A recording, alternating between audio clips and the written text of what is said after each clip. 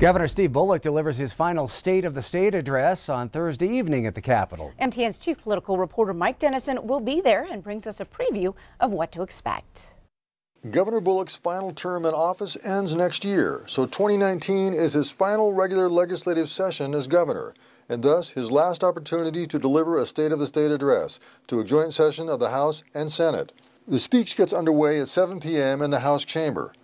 The Democratic governor writes some of the speech himself, but also relies on the help of and editing suggestions from his communications staff. Thursday's speech likely will catalog the highlights of Bullock's record, in his view, and make a pitch for key parts of his proposed state budget, such as continuing Medicaid expansion, creating a state-funded preschool program, freezing college tuition, and his ambitious plan for $290 million in state-funded infrastructure all across Montana.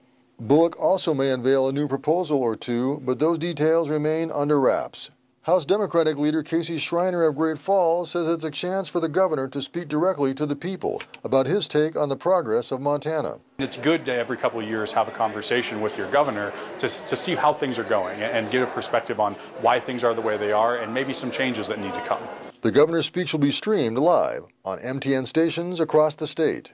But Bullock isn't playing to a totally receptive audience in the building. Republicans control majorities in both houses of the legislature, and already GOP lawmakers have been busy working up counterproposals to the governor's big plans. Republican Senate President Scott Sales of Bozeman will be delivering the GOP's response to the governor's speech shortly after it's finished. I think we can count on hearing a somewhat different vision for Montana from leaders of the Republican majority.